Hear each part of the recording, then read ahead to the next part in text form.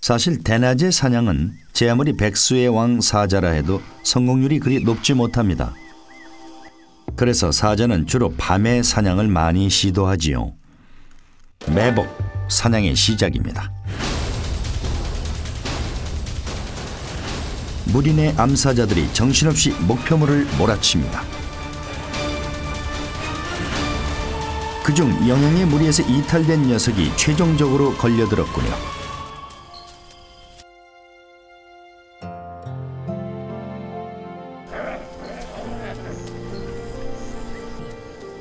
이번에도 어미들은 바로 잡아먹지 않고 새끼들에게 사냥감을 내줍니다. 새끼들은 이렇게 사냥 연습을 하면서 백수의 제왕으로 성장하는 것이죠. 이것이 사자가 가족을 이루어 무리 생활을 하면서 살아가는 생존의 방식입니다.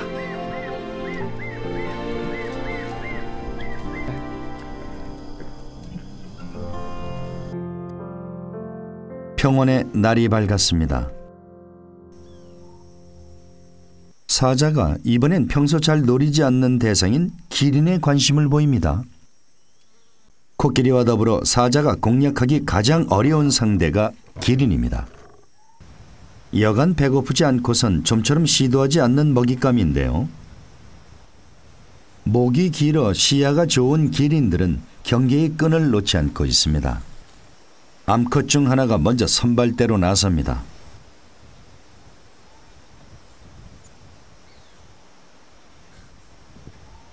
어려운 상대인 만큼 합동작전은 필수입니다. 좀처럼 사냥에 나서지 않는 숫사자도 지원조로 가세합니다.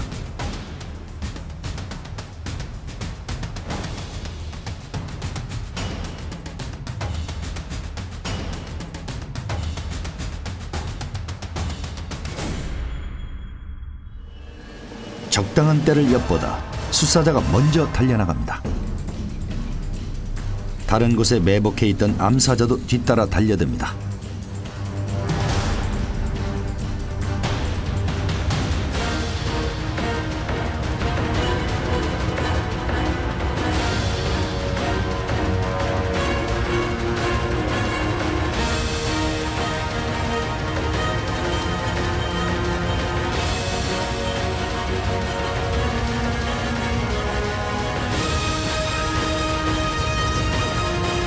그러나 기린들은 이미 사정권 밖으로 벗어나 버렸습니다.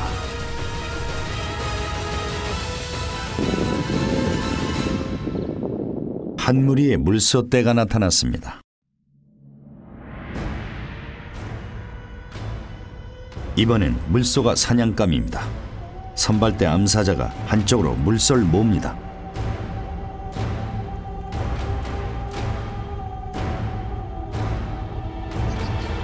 그러나 이 녀석 또한 만만한 상대가 아닙니다.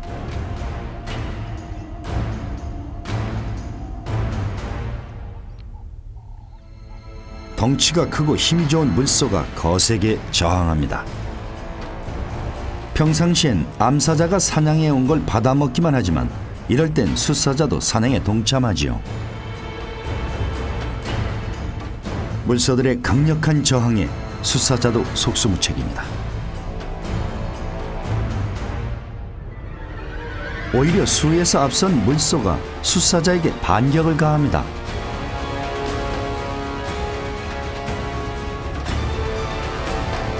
사자꼴이 말이 아닙니다.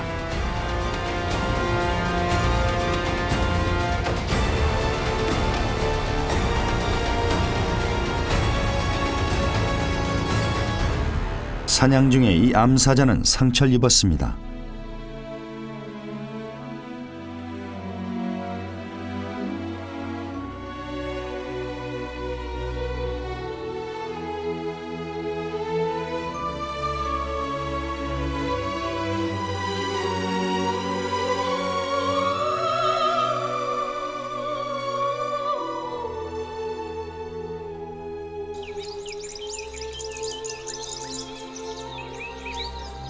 협동작전에 참가한 초보 사냥꾼의 상처도 심각합니다.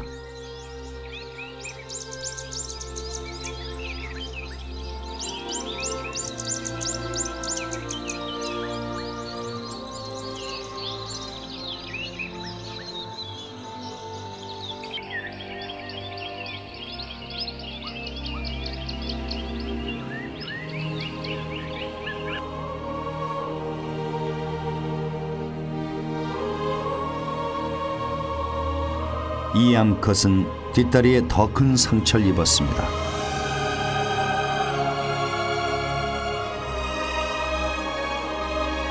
얼마 버티지 못하겠군요.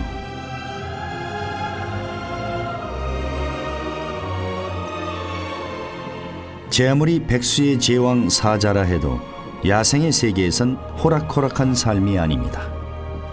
이렇게 모두에게 고단했던 하루가 또 저물어 갑니다.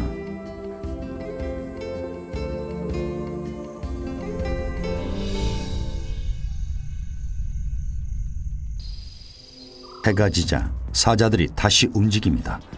낮에 성공하지 못했던 물소 사냥을 다시 시도합니다.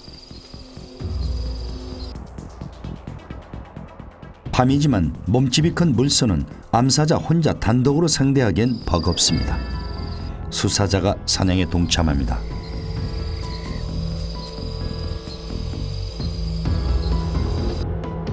암사자는 지원조가 올 때까지 물소를 묶어놓습니다. 우두머리 수사자가 목표물을 향해 돌진합니다.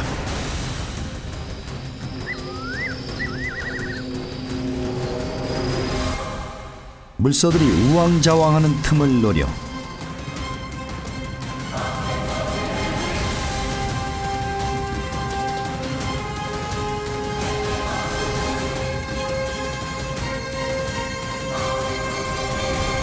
수사자가 사냥에 성공했습니다. 사자들 사냥의 백미는 역시 협동작전입니다. 삶과 죽음이 무한히 반복되는 곳, 그 속에서 맹수로 살아간다는 것, 언제 닥칠지 모를 맹수의 습격에 늘 긴장하며 살아가야 한다는 것, 이것이 아프리카 대평원을 살아있게 만드는 생명력이자 오늘도 기록되고 있는 야생의 일기입니다. 오늘도 그 일기를 온몸으로 쓰기 위해 사자들이 출동합니다.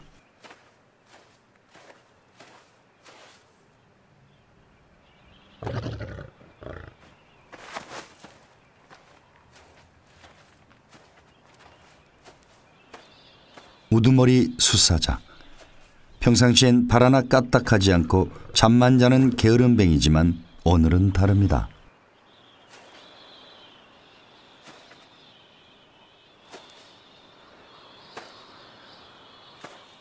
대부분의 사냥을 암사자가 담당하긴 하지만 기린이나 물소처럼 사냥하기 힘든 상대는 전면에 나서 온몸을 던지기도 하고 얼룩말이나 누처럼 수가 많은 상대는 중앙에서 중심을 잡아주기도 합니다.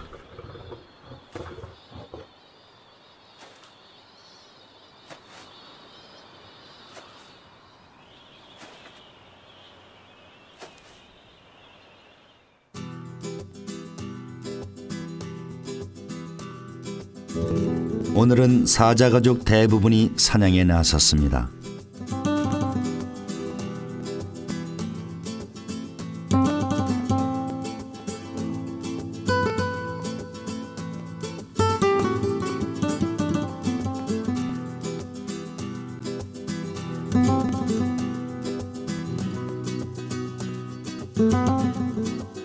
선발대가 먼저 출격합니다.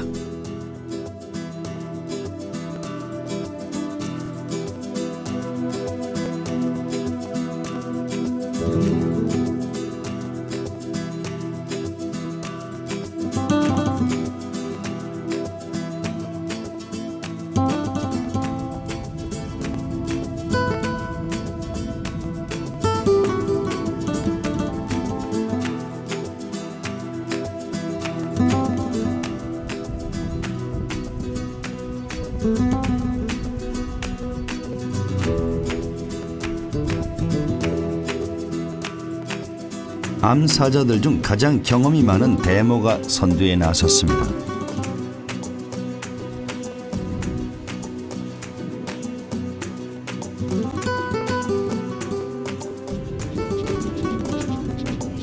조금씩 거리를 좁혀갑니다.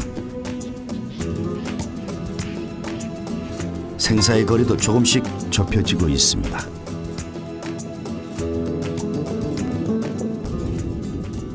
또 하나의 야생 일기가 기록되는 순간입니다.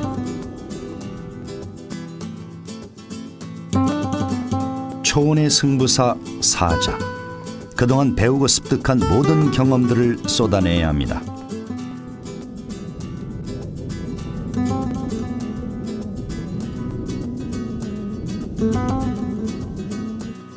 상대도 그냥 당하고 있지만은 않을 것입니다.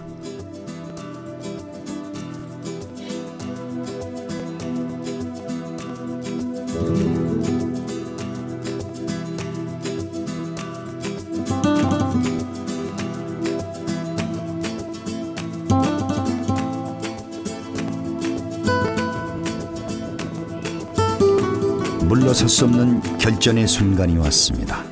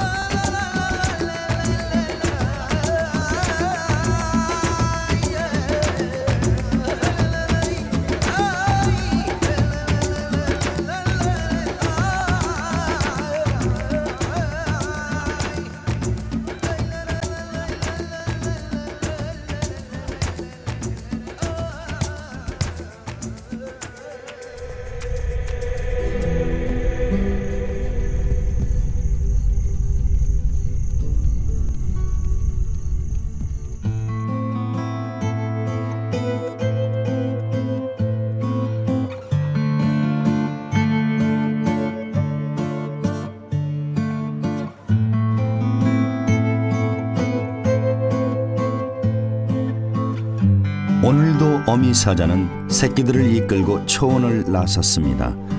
이 어린 새끼들이 몇 년 후면 아비와 어미, 이모들에게서 보고 배운 것을 바탕으로 자신들의 이세를 키우며 자신만의 야생 일기를 기록해 갈 것입니다.